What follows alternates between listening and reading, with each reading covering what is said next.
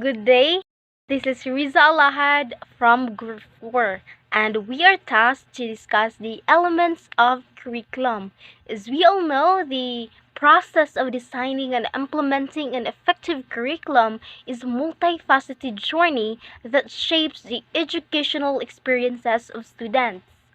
At its core, curriculum development revolves around a set of interconnected elements that collectively define what, how, and why students learn. So, curriculum is made up of four elements, which, with their appropriate coordination, would guarantee a success of a curriculum. So, namely, curriculum intent, content, learning experiences, and evaluation. So, in my discussion, I'm going to focus only on curriculum intent. So it is the term used by Prent in 1993 to mean the direction that curriculum developers wish to take as a result of a participating in the curriculum. In short, curriculum intent is simply setting out the aims, goals, and objective of a program of education to be gained at each stage. So what is so, according to Ornstein in 1990, aim refers to broad statements about the intent of education.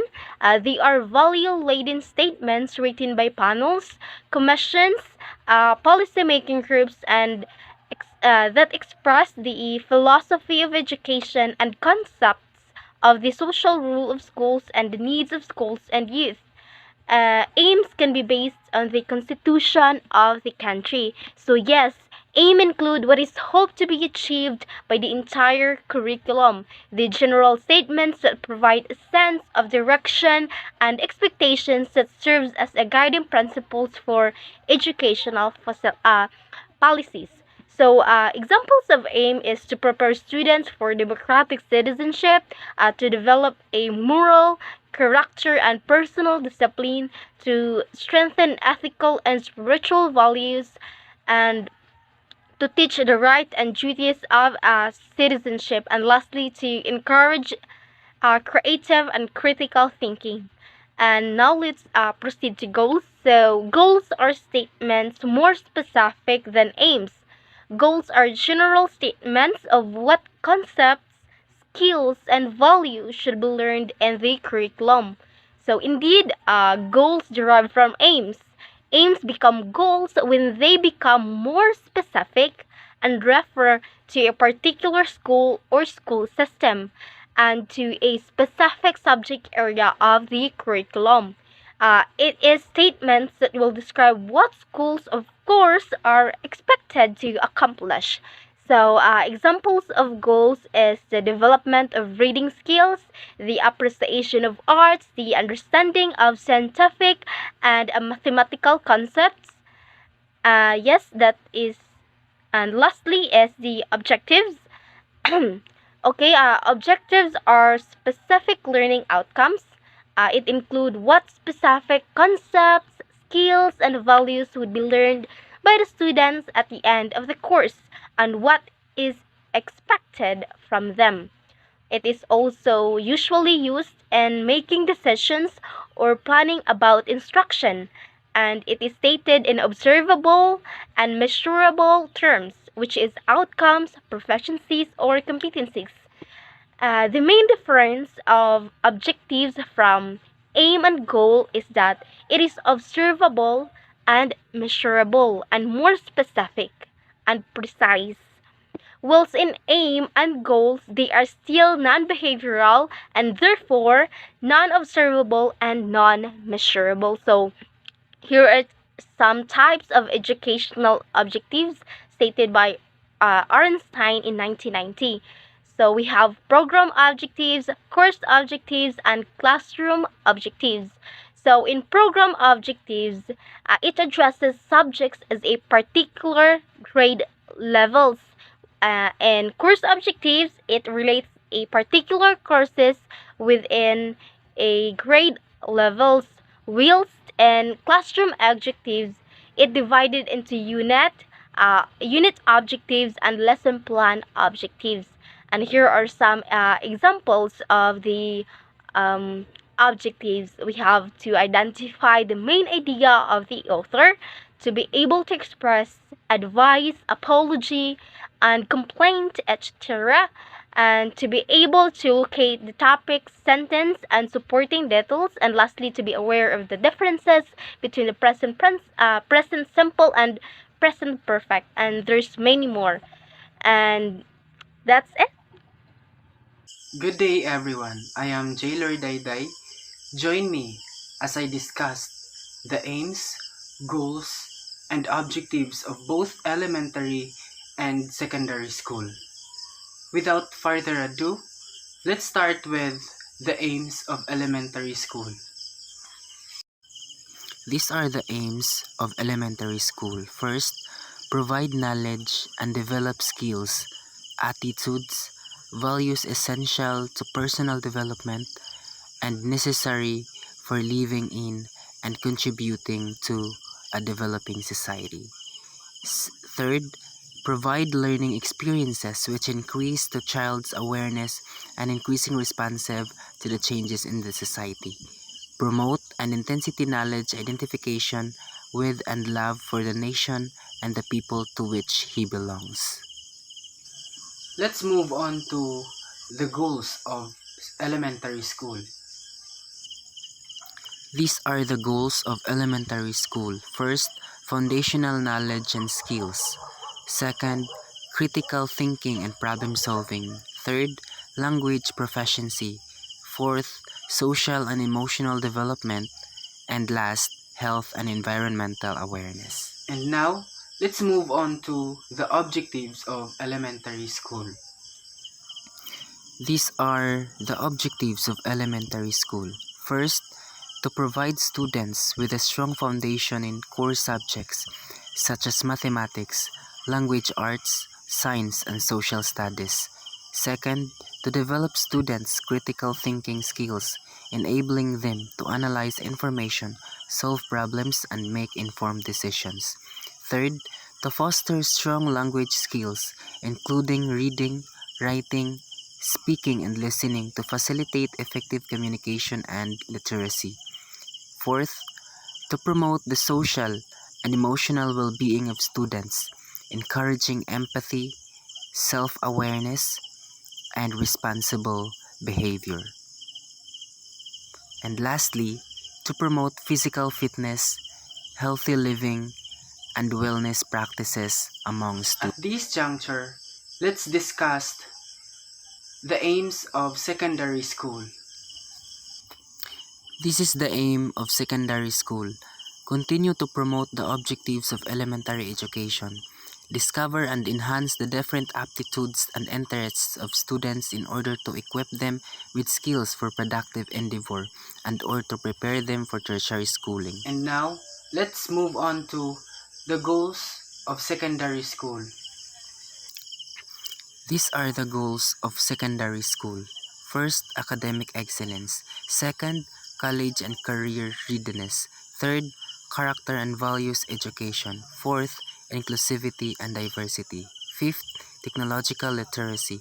Sixth, physical fitness and health. And lastly, lifelong learning. And now, let's move on to the objectives of secondary school. And these are the objectives of secondary school. First, to provide a rigorous and comprehensive curriculum that enables students to master core academic subjects, think critically, and achieve academic excellence. Second, to prepare students for success in post-secondary education, vocational training, or the workforce by equipping them with the necessary knowledge, skills, and practical guidance.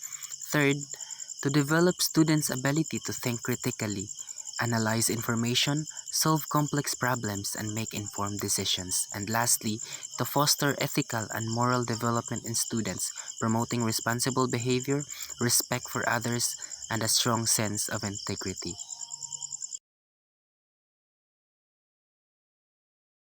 Good day, everyone. I am Hannah Miam Brad, and for today's event, I will discuss to you the aims of tertiary school. So when we say tertiary school or the tertiary education, it is the higher education level degrees and different public and private universities, colleges, technical training institutes, and vocational schools. The following are the different courses should aim to. First, provide general education programs which will promote national identity, cultural consciousness, moral integrity, and spiritual vigor. When we say national identity, it means that it refers to a sense of belonging and loyalty towards one's country.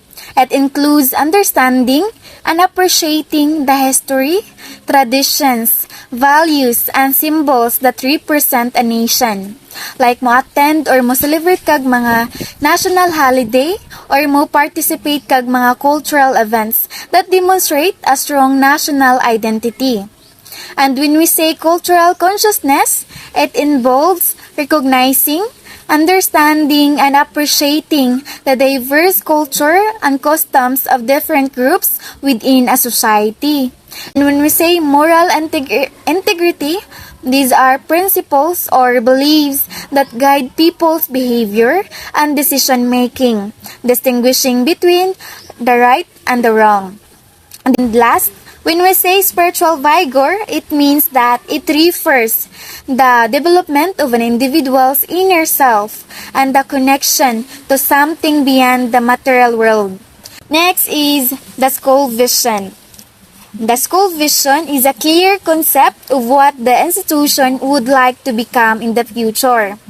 A school vision refers to its desired future state or what it aspires to become.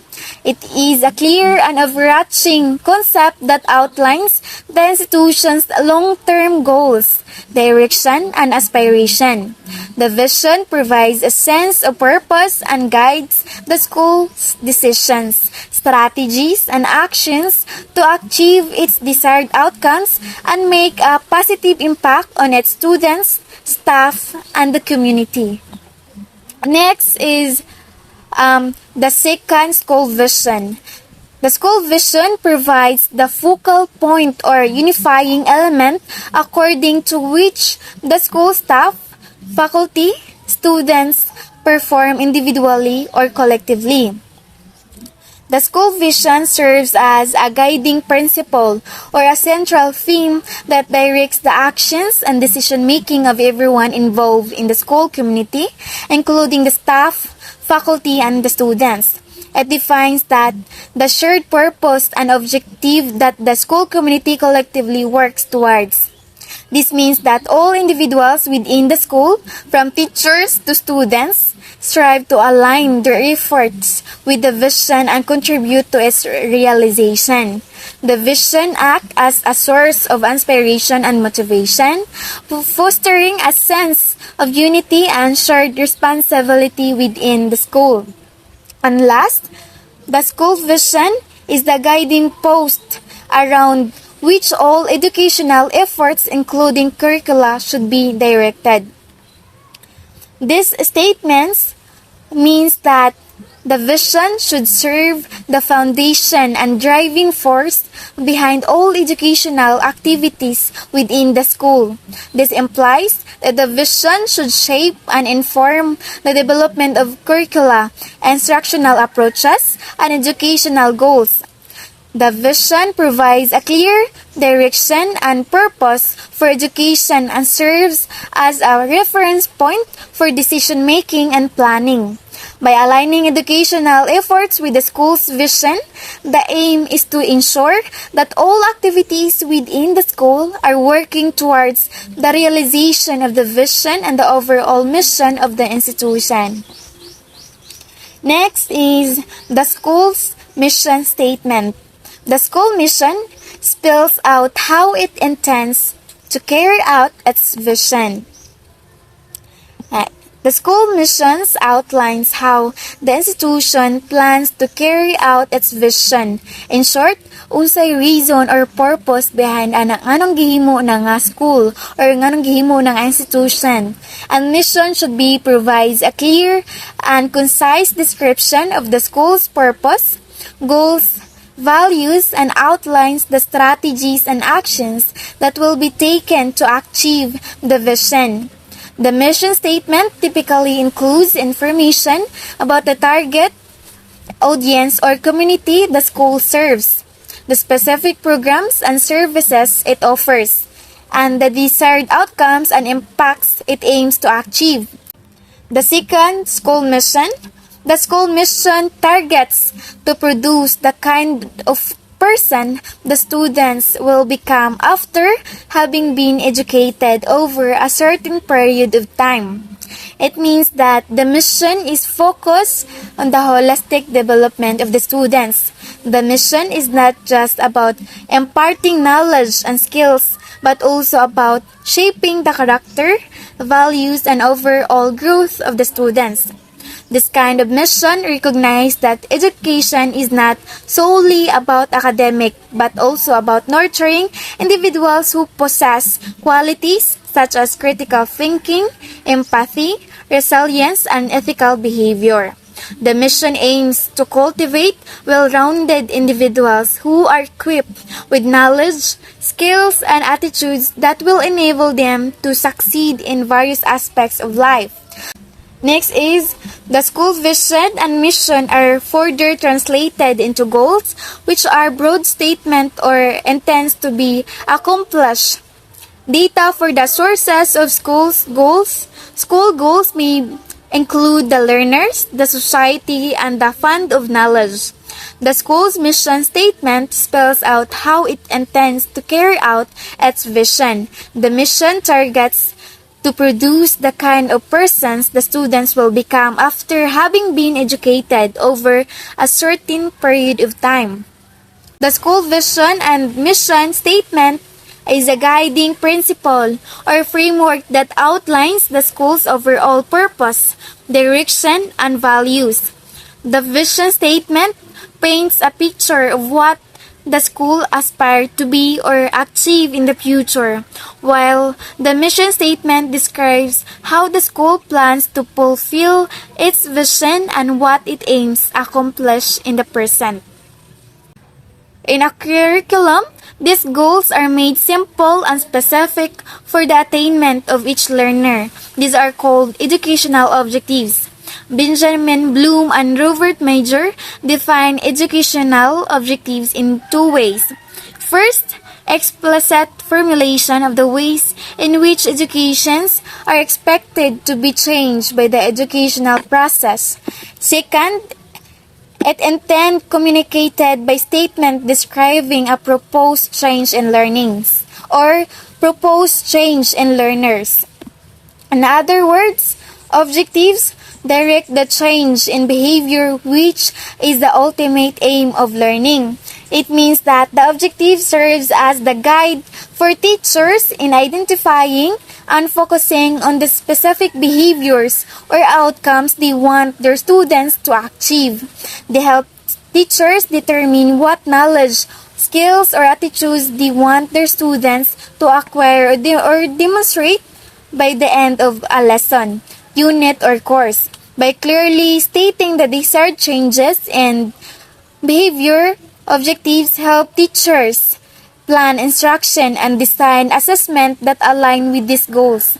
Ultimately, the aim of learning is to bring about a change in behavior, and objectives help facilitate that process.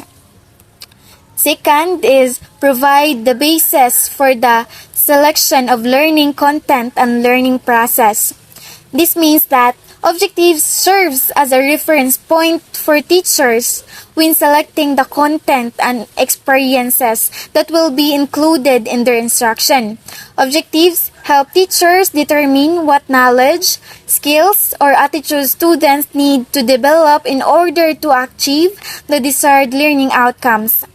By aligning the content and experiences with the objectives, teachers can ensure that their instruction is focused and relevant to the goals they have set for their students. This helps create a clear and purposeful learning path for students to follow. Third is Objectives also set the criteria against which learning outcomes will be evaluated. This means that objective serves as the criteria or standards against which the success of learning outcomes is assessed. By establishing clear objectives, teachers are able to determine what specific knowledge, skills, or attitudes students should demonstrate in order to meet the desired learning outcomes. These objectives provide a benchmark for teachers to evaluate the extent to which students have achieved the expected level of mastery. By assessing learning outcomes against the objectives, teachers can determine the effectiveness of their instruction and make any necessary adjustment to further support student learning. Bloom and his associates classified three big domains of objectives. These are cognitive, affective, and psychomotor. The cognitive domain refers to a classification system developed by Benjamin Bloom and his colleagues in 1956. It categorizes different levels of intellectual skills and knowledge that individuals use to process and understand information. These levels include, first, knowledge. This level involves recalling or remembering information such as facts, concepts, theories, and principles. It is the foundational level of learning where students acquire basic knowledge about a subject. In short, this level involves the recall or recognition of facts, information, or concepts that have been previously learned. Second is comprehension. At this level, students demonstrate a deeper understanding of the material. They can explain the meaning of information and interpret it in their own words. Comprehension goes beyond simple memorization and involves grasping the underlying concept and ideas. In short, this level involves the ability to understand the meaning, interpretation, or significance of information. Third is the application. This level focuses on applying learned knowledge and skills to real-life situations. In short, this level involves the ability to use previously learned information in new and concrete situations. Fourth is analysis.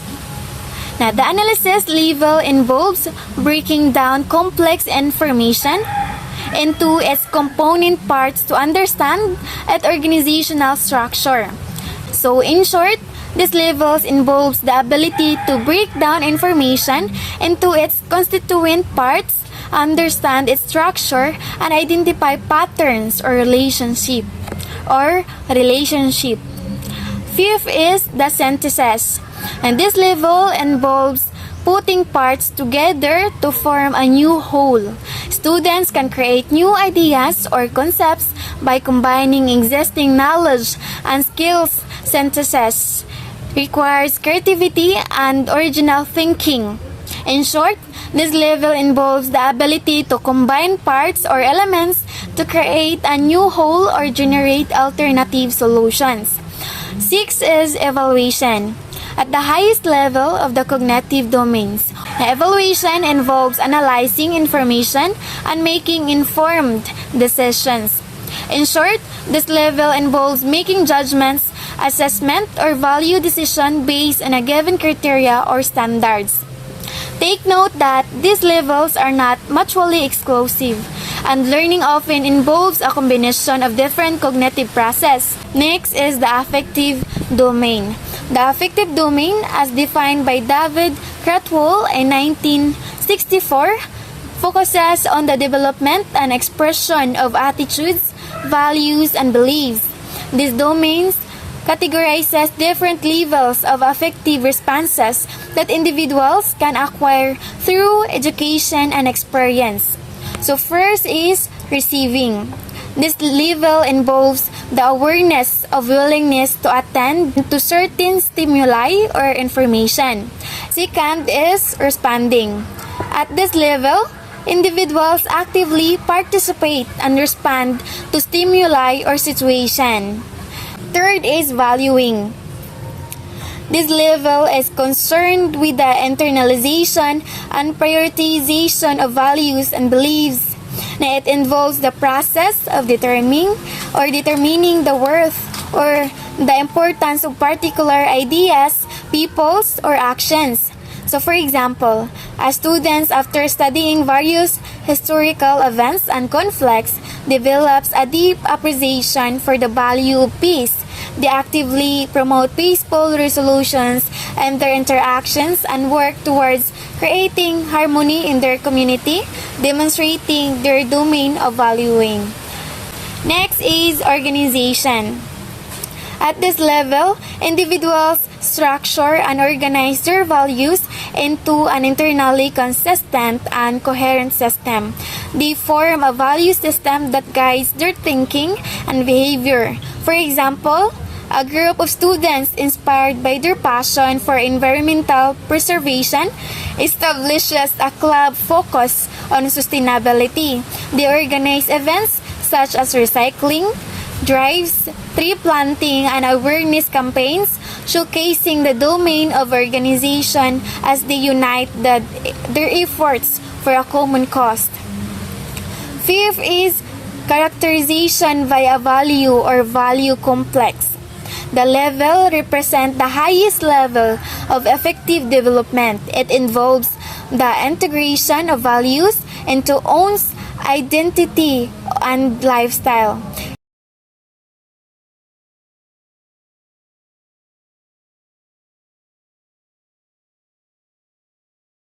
For example, over time, a student becomes known for their consistent acts of kindness and empathy towards others. They prioritize the well-being of others, displaying compassion and understanding, which exemplifies the domain of characterization by a value or value concepts. And next is the psychomotor domain. As defined by the Simpson in 1972, it focuses on the development and use of physical or motor skills. This domain categorizes different levels of motor skills and abilities that individuals can acquire through practice and experiences. First is perception. This levels involves the ability to use the sense to interpret and understand the environment, which guides motor activities. Second is the set. This level refers to the readiness or preparation to take a particular type of action. It involves the mental and emotional state necessary to or for effective motor performance. Third is the guided response. This level focuses on the early stages of learning complex skills. It involves imitation and trial and error as methods of acquiring and refining motor skills. 4 is the mechanism. At this level, motor response become more habitual and automatic. Skills are performed with ease, confidence, and precision. Next is complex overt responses. This level represents skillful performance involving complex movement patterns. So for example, performing a complicated dance routine. This example involves skillful performance and the execution of complex movement patterns, such as challenging dance routine. It connects to the complex overt responses domain as it requires the integration of various motor skills and the ability to perform intricate movements with precision. Next is adaptation. At this level, developed skills can be modified and adapted to fit different situations or variations. The ability to adjust and improvise in response to changing circumstances is evident. Next or the last is the origination. This level involves the creation of new movement patterns or the ability to invent or innovate in motor activities. It requires creativity and the ability to come up with novel solutions or approaches. So for example, creating a unique yoga flow sequence. This example involves creating new movement patterns to fit a specific situation, like developing a unique yoga flow sequence. It connects to the origination domain as it showcases creativity and the ability to generate novel movement patterns with a motor skill context. Thank you. Good day everyone, I am Stephanie Digal and in this session we will know about what is curriculum content or body of knowledge. Content curriculum or body of knowledge.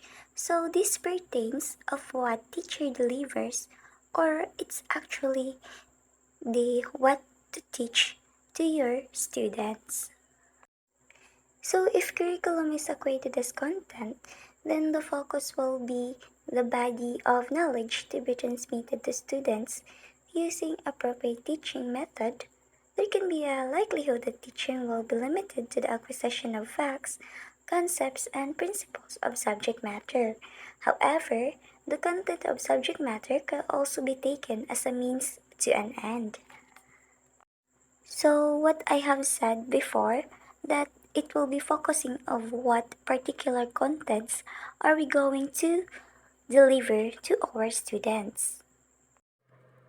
All curricula have content regardless of their design or models. The fund of knowledge is the repository of accumulated discoveries and inventions of man from the exploration of the earth, and as a product of research, most educational setting curriculum is anchored in a body of knowledge or discipline. It's actually one of the component of the teaching learning process. There will be no process if there is no content. There are 4 ways of presenting the content in the curriculum. These are: first, topical approach from the root word topic, where much content is based on knowledge and experience are included. We refer to a table of contents in particular or a certain books. Second is concept approach, with fewer topics in cluster around major and sub-concepts and their interaction with relatedness emphasized. This means the topics are broader compared to concepts because concepts are clustered topics with relatedness or connection which is emphasized. So the third one is thematic approach, as a combination of concepts that develop conceptual structures. So we have this theme, and under each theme are actually the concepts which are combined, and these concepts are being clustered on topics. Lastly is the modular approach. It leads to complete units of instruction. Just like the module which serve as our learning toolkits with preparation, with presentation, with practice and performance that leads to complete units of instruction. So here are some criteria which can be utilized in the selection of subject matter content or knowledge for the curriculum. So the first criteria, which is the self-sufficiency. According to Scheffler 1970, the prime guiding principle for content selection is helping the learners to attain maximum self-sufficiency in learning but in the most economical manner. So according to Scheffler 1970, as cited by Bilbao et al. 2008, although the economy of learning implies less teaching effort and less use of educational resources, students gain more results, they can cope up with the learning outcomes effectively. This criterion means students should be given a chance to experiment, observe, and do field study. This system allows them to learn independently. With this principle in mind, there should be a one-day independent learning activity each week for a high school curriculum or preparatory year. However, this should be carefully planned by the teacher. When the students return, they should present outputs from the activity. Second is the significance.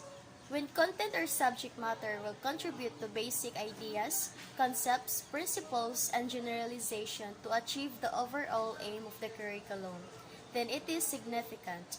It is also significant if it will develop learning abilities, skills, processes, and attitude. The subject matter content is significant if it is selected and organized to develop learning activities, skills, processes, and attitudes.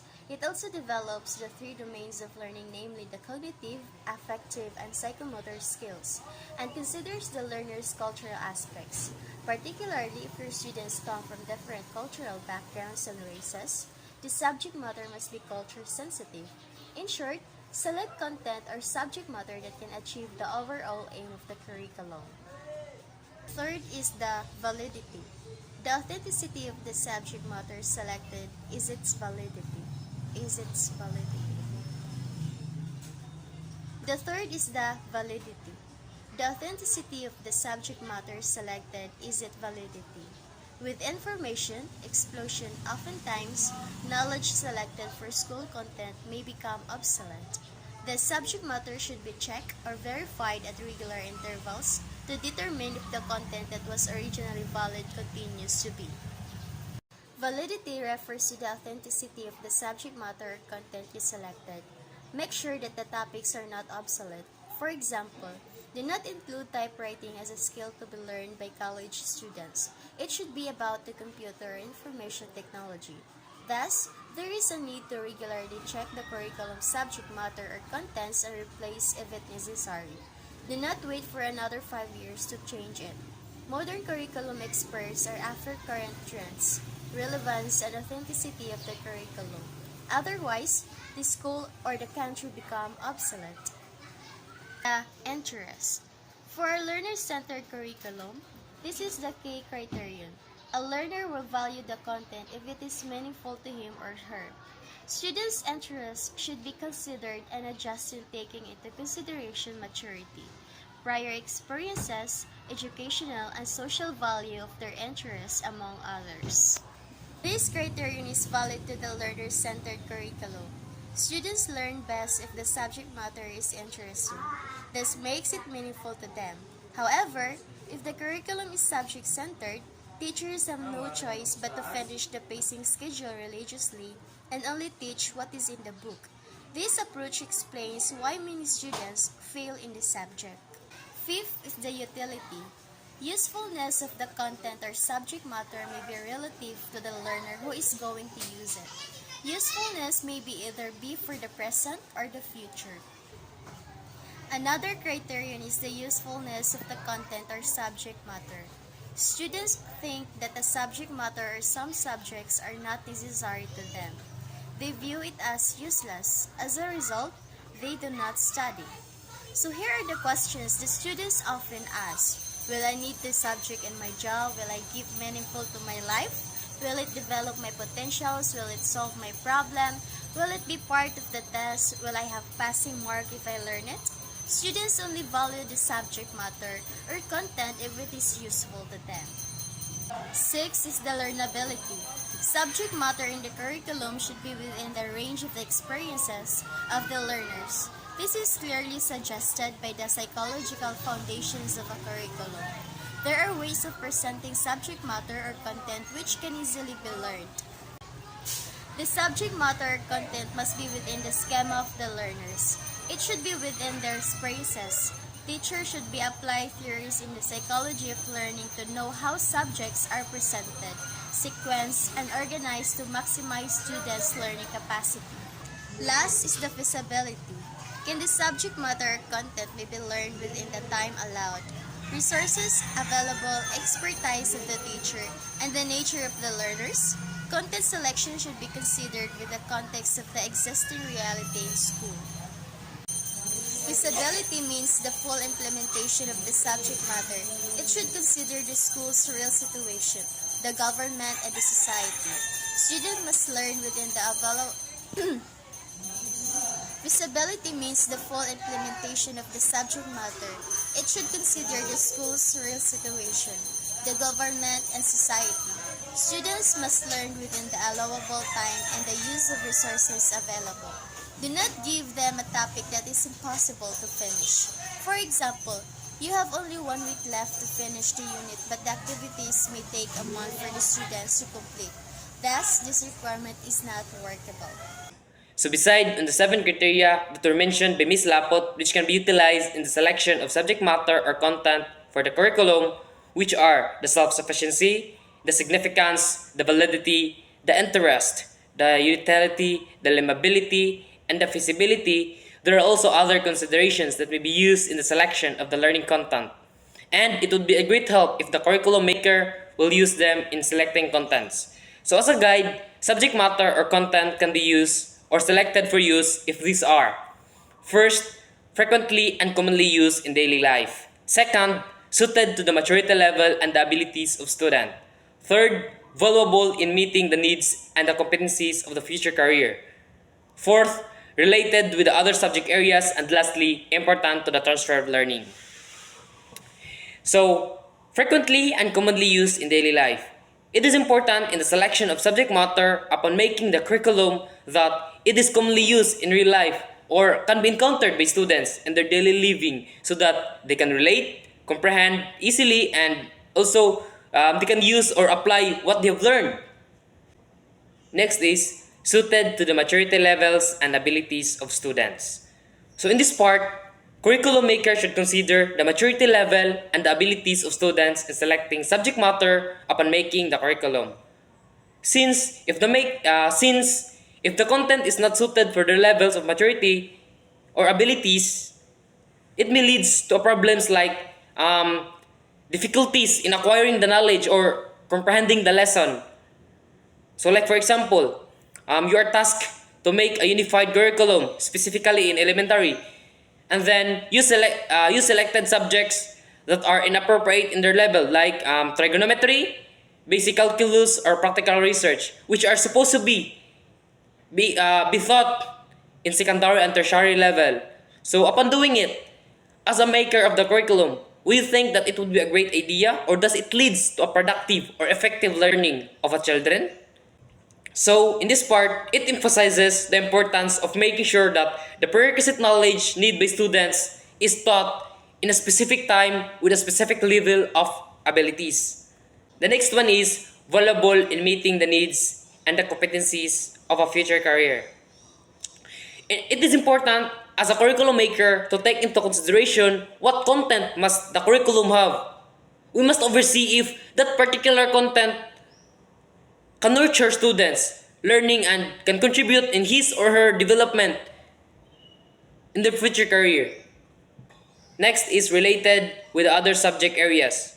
So we must see to it that the content that we're going to select for a certain curriculum is related to the other subject matter, since it's play a vital role or a crucial role for the learning process of the students. Lastly, importance in the transfer of learning.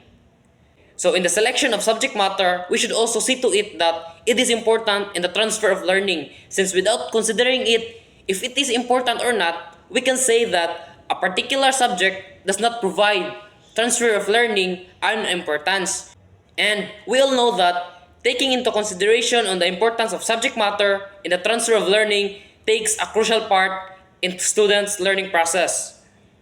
Since when we say transfer of learning, it is used in the previous acquired knowledge and skills in new learning or problem-solving situation. So I will move forward on the organization of content. So next is I will move to the organization of content. Curriculum content should be fairly distributed in depth and in breadth of the particular learning area or discipline. This refers to balance. And balance will ensure that the level area will not be overcrowded or less crowded. Next is sequence. It is a logical arrangement of a subject matter. Sequencing means putting the contents and materials into some sort of order of succession. Horizontal connections are needed in the subject areas that are similar so that learning will be related to one another. This is integration. This will help learners get a unified view of reality and outlook of life. In integration, it emphasizes that learning is more effective when facts and principles from one field can be related to another. So another one is learning requires continuing application of new knowledge, skills, attitude, or values so that this will be used in daily living. This is called continuity. Continuity is referred to as the constant repetition, review, and reinforcement of learning.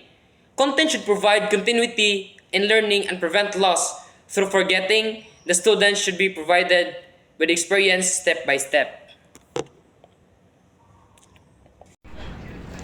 Good day, everyone.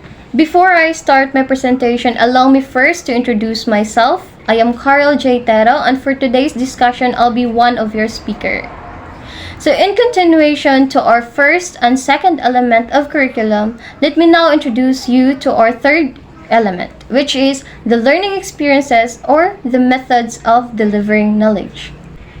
As defined, the third element is the strategies and methods of teaching or the learning experiences adopted by the teachers during instruction. It deals with the teaching learning process, including the methodology of teaching and learning experiences both within the institution and outside, learning environments, teachers' materials, as well as student material. For you at your end, how relevant and essential is this element regardless of you being a teacher or a student? As we all know, the teaching strategies utilized by the teachers play a substantial role in ensuring effective learning, which is why they are carefully designed and scrutinized to guarantee that the approaches address all of the students' demands. The aim of this element is to create dynamic and interactive learning opportunities that promote active engagement and critical thinking among students.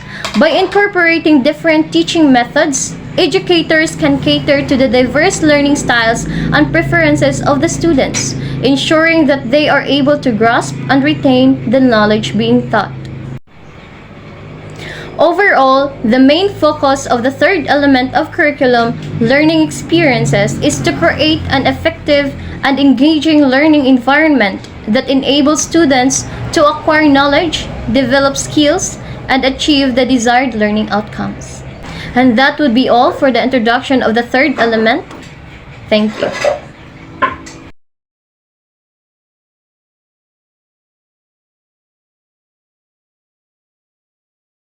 Good day everyone, I am Bernadette Jazel C. Marikit and I am assigned to report the 5 general learning principles. So Tyler argues that the teacher's problem is to select learning experiences that will foster active involvement in the learning process in order to accomplish the expected learning outcomes. Also, Tyler outlines 5 general principles in selecting learning experiences. So according to Tyler, the teacher must draw experiences from the past or imparts knowledge gained from their experiences to provide that knowledge, which is to help students relate to the instruction. Kay if relatable ra ang mga experiences, so of course, ang mga students kay ma-encourage to participate in the discussion and foster engagement in the topic. The students' interest in the subject matter leads to ongoing discussion and the possibility of additional input or additional information being provided. And also, Tyler outlined the 5 general principles in selecting learning experiences. So the first principle is that the learning experience must give students the opportunity to practice the desired behavior. In Tyler's principle, he emphasized that the experiences given to students should also be reflective of his own experiences. This allows students to open up to various kinds of knowledge, which they can be applied to their own lives, in which na ma-relate ra pud nila sa ilahang kaugalingon ang mga experiences. Mas dali man masabtan sa mga students kung gikan sa atong own experiences ang atong i-share, which is makagain ra pud silag knowledge through our experiences. So the second principle is the learning experiences must give the students satisfaction, and satisfying experiences hinder their learning. So the learning experiences provided to students should not be such that they hinder their learning. Self-esteem might discourage them to learn.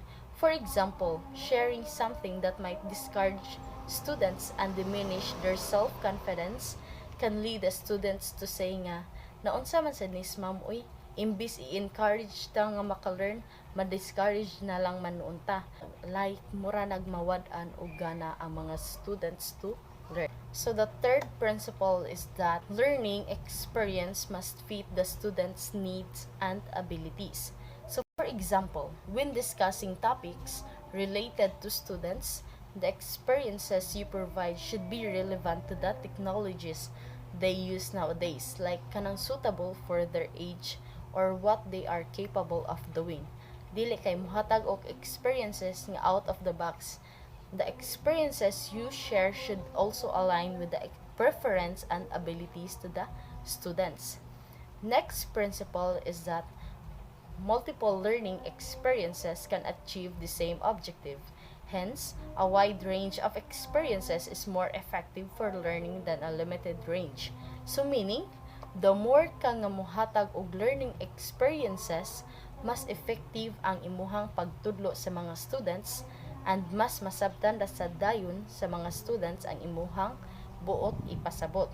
So last principle is the learning experiences should accomplish several learning outcomes and satisfy more than one objective. So of course, daghang learning experiences mas dali makatuan ng mga students, which is ma-reflect po nila sa ilang kaugalingon. So all of these principles nga gi-outline ni Tyler is that it seems that he's doing is way to help teachers conquer what they deliver to provide a variety of experience. And that would be all, and thank you.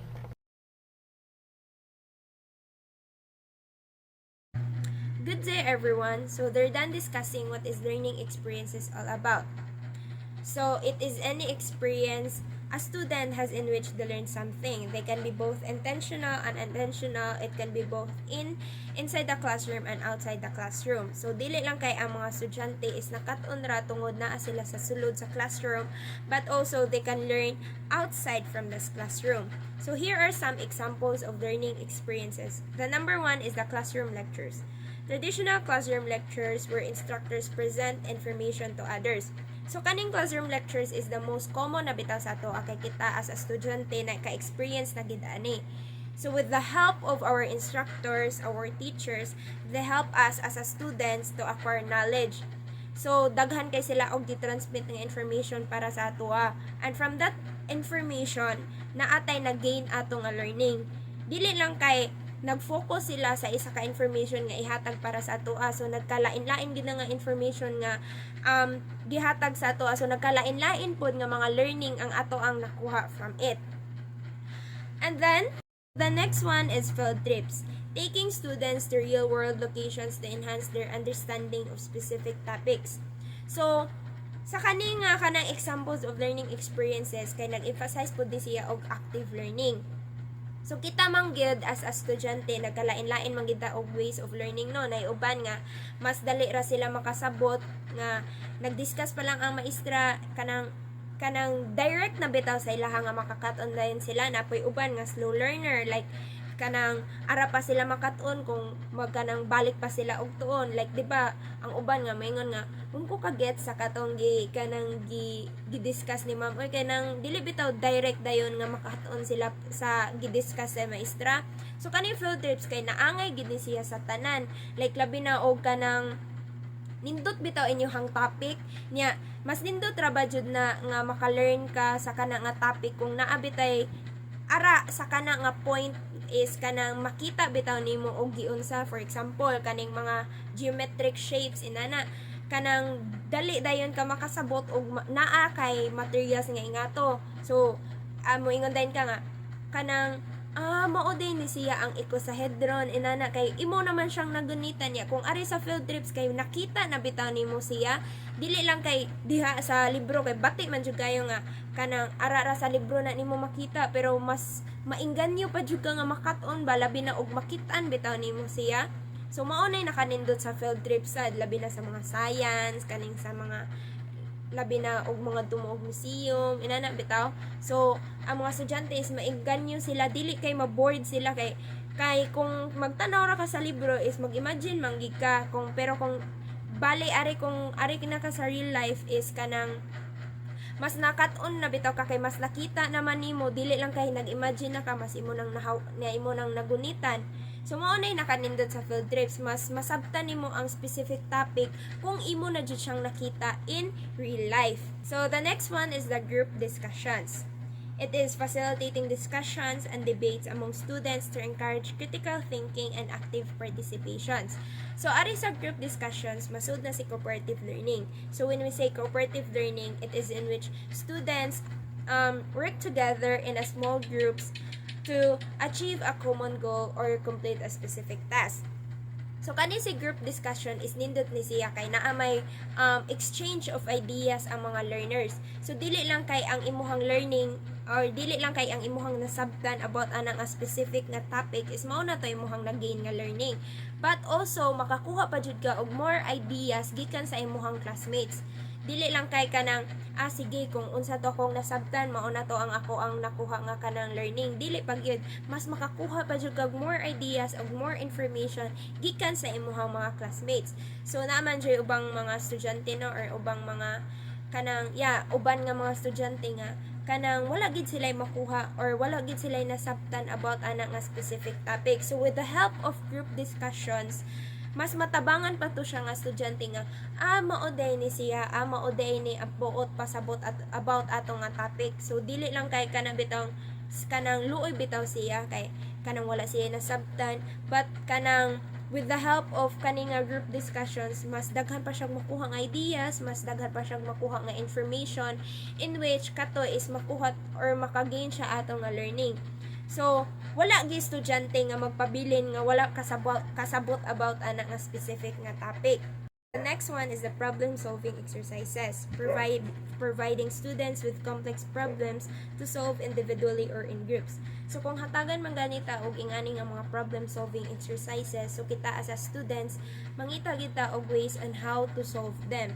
So, masud na dira kung unsa to ato ang mga nakuha nga learning sa katong gi-discuss ni sir. So, usaon kato nato pag apply ang kato ato ang learnings sa pag-solve sa kaninga problems. So, pwede sad kung ihatagan ni siya nga assignments, wala pa ta kahibalo kung kanang usaon pag-solve. So, kita lang gihapoy mangita og ways nga usaon kani siya pag-solve, like mag-search ta. So, sa kana pa lang pag-search nato, so dili raman jud kay nagibasa nato or nangapi ra ta sa Google.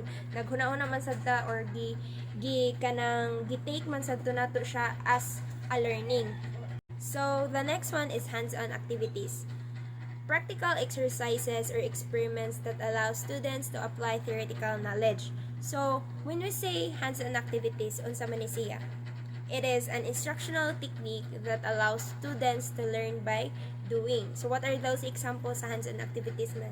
So, we have solving math problems, making costumes, building a map, making geometrical figures or shapes. So, mao to ang mga hands-on activities. So, when we say learning by doing, is hatagan ta mo example. So, di ba ari sa math subject, ang nag-facilitate ana sa ato ang learning is ang ato ang teachers. So, sila'y naghatag og information para sa ato about a certain topic. So, ang ilang buhaton ana para mas makasabot pa kita about sa kanang nga topic is hatagan ta nila og surbanan. So, sa pag-solve nato, gamiton nato ang ato ang learning nga nakuha sa ilaha. And then, ang doing na ana is mao na to ang kita na mo solve. So, mag-partner na ang learning by doing. So, makakaton ta, ato apong gibuhat. Like, di ba? Ang ato ang nakuha nga learning sa katong ilahang gi-discuss is mao na to atong gamiton sa pag-solve sa pag-solve sa katong gihatag nila nga solbanan. So, mao na to ang doing pod nato ang katong kita na mag-solve. So, another example sa anang learning by doing is katong pag second year namo is na may subject na geometry. So, ang task nga gihatag ato sa mga maestra is mangita mi og mamili mi og mga geometric figures nga among himuon. So, ang akong gibuhat ato is ang akong gipili is ang icosahedron. I don't know kung unsa pa jud na ang icosahedron. Although si ma'am is kanang nag-discuss na siya about ana gihatagan na may og daghang information about ana nga mga geometric figures, pero dili pa jud bitaw marag kanang para sa ako is kanang dili pa ko kontento about ato bitaw, dili pa ko kontento nga mora to akong nahibaw-an, like ni deep pagig ko sa ako ang understanding kung about what is kanang icosahedron. So nag-search ko kung unsa na siya, pila na siya ka faces, pila na siya ka sides, para lang makahimo ko ato ang task nga gipahimo sa mo, in which mo create me og kanang 3D nga geometrical figures. So with the help of that, kato ang ako ang learning nga nakuha atong ako'y nag-search is mao to akong na-apply nga makabuhat ko ato nga geometric figure, which is ang katong icosahedron. So diba kita is kanang maka-learn gid ta og mubuhat sad ta, dili lang kay mag-rely ra ta kung unsa ato ang nasabtan, mas nindot jud nang kanang naapod tay buhaton bitaw para mas naapa jud tay daghang masabtan, like dili ra man jud ara kamo stop ra gid kung unsay gi-discuss sa imong maestra, di ba mingon man jud ang maestra nga kanang pwede mo maka-search, pwede mo kung inaana na sa inyo ha kung unsa ninyo pagkat-on, as long as naghatag na sila og information about that certain topic. So the last one is the peer teaching, encouraging students to teach other, reinforcing their own understanding. So ari sa peer teaching is malabot ra pod ni siya sa group discussions, in which what I have said earlier nga ang kaning peer teaching or group discussions is kanang ang mga learners ani is nag-exchange of different ideas, and then katong mga different ideas is makuha sa to sa ubang members nila, and then i-take po to nila as a learning. So dili lang kay dili po sa peer teaching or sa group discussions kanang masudiri ang democratic leadership, dili lang kay ang imuhang ideas ang ilahang paundayunan or ilahang paminawon, but sa tanan ni siya walay mo disagree gid ba, like paminaw nimo ang ilahang different ideas, kay kada mga different ideas kay sakto man gid na matud pa nila nga opinion gani sakto gid na, pero depende man guro sa situation pod. But ari sa peer teaching ang nakanindot ani kay kung hatagan mo og certain topic, mas masabtan ninyo as a group, like dili lang kay labi na ari sa individual. Kung hatagan og certain topic, lisod kaayo nga ikaw ra ang mosabot ana. Ari sa peer teaching kay naay naghalain-lain nga mga ideas about ana nga certain topic, in which mao na ang inyong makuha nga learning as kanang about ana nga certain topic. So mao na ang example sa learning experiences. Good day, I am Johnny Luis Nogra, and I'm going to tackle the last element of curriculum, and that element is the curriculum evaluation. According to Wharton and Saunders 1987, all curricula to be effective must have the element of evaluation. This statement emphasizes the importance of evaluation in a curriculum, or even in our plans, that through evaluation we can make our plans more effective. Now, let's define what curriculum evaluation is. So, curriculum evaluation includes the different ways and tools used for evaluating whether or not the curriculum intents were realized.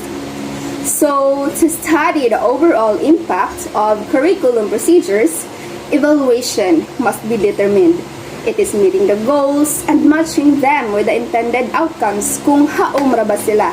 And of course, the tools defined here are the types of evaluation which will be discussed later on by the next reporter. Curriculum evaluation also refers to the formal determination of the quality, effectiveness, or value of the program, process, product of the curriculum. So, evaluation also takes place for two reasons, and that is to prove the quality and to improve the quality. And this quality includes keeping track of the project progress, improve the quality of learning for the students, elicit the principles of good practice, and objectively analyze new products, which are the students. And this is all about enhancing students' quality. Lastly, evaluation describes how to assess the nature, impact, and value of an activity through the systematic data collection, analysis, and interpretation of information with a view to make an informed decision.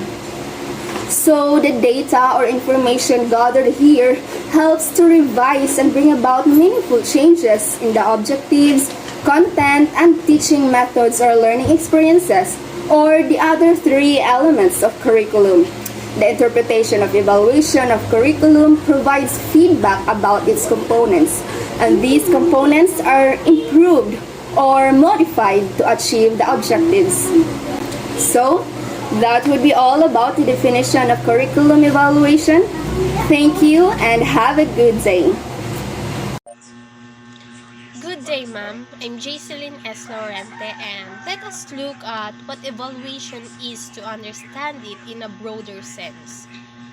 So, as mentioned by Ms. Nogra, evaluation ensures that the students achieve the learning objectives that are set by the educational institution or the relevant authorities. And these evaluations are a great way to improve the learning outcomes of the students. So when students are evaluated, you as teachers will be able to get an idea about how you can make changes in your teaching methodologies and in their learning styles. And these evaluations can help you curate the best learning experiences for your students. And there are three types of evaluation that are relevant to students and teachers in an educational institution. The first type of evaluation is formative assessment. So when we say formative assessment, it is a common evaluation method used in schools. Teachers or educators conduct formative assessments multiple times in an academic year to motivate students to learn better. So since the evaluation is conducted many a time, you can use this type to help students understand their weaknesses. You can conduct formative assessment tests to understand how students have grasped a particular portion of the curriculum. This would be a great methodology if you are trying to check for understanding of the students. Also, it will help you to understand the flaws in your teaching strategies and can make alterations accordingly. Moreover, this test would help you understand your students in a better way, as in you will be able to understand their learning styles. And in this way, you will be able to tailor your pedagogical approach that best suits your students. And the second type of evaluation, summative evaluation. It occurs at the end of an academic year or a course. This evaluation plays a key role in a student's academic career as it determines the promotion of students into the next stage of their learning journey. Students often receive certificates after the completion of summative exams, and it would entail information about their scores in the summative exam. Students' summative assessments play a vital role in getting into good colleges for higher education as they determine their futures. So, you can help students to get better at their studies with the help of formative assessments and help them to score in summative exams for a better future. And the last type of evaluation is diagnostic evaluation. So, diagnostic evaluations are very similar to formative assessments. This evaluation is helpful in finding the flaws in the learning process of the students. So, you can use this methodology to aid students in understanding their weaknesses. Once they are able to understand the shortcomings in their learning, they will be able to make changes in the learning process and excel in their academic endeavors. And to sum it up, evaluation is an integral part of learning and teaching. It is what makes the learning process more efficient and effective for the students. Moreover, it improves the quality of education for the students And in this way, they will be able to achieve greater things in life with the help of this continuous process. Thank you. So let us now go on to the purpose of curriculum evaluation. So according to Print 1993, he identified that there are several important purpose and function of the evaluation in accordance to the school settings. So the first one, it is essential of providing feedback to the learners. So it provides useful information in helping the students to improve their performance and help teachers to identify the strengths and weaknesses of the learners. So the next one is it is also helpful in determining how well the learners have achieved the objectives of the curriculum. So in this part, it also means that it's just simply describing whether the students learned or mastered the desired outcomes and objectives of the curriculum. So lastly is the main purpose of the curriculum is to improve to the curriculum itself. So the result of the evaluation, it will serve as the basis in improving the curriculum and for also suggesting some innovations to improve learning. So in overall point, the curriculum evaluation aims to examine the impact of the implemented curriculum on the students or the learning achievement so that the official curriculum can be revised if necessary and to review the teaching and learning process in the classroom. And that would be all. Thank you.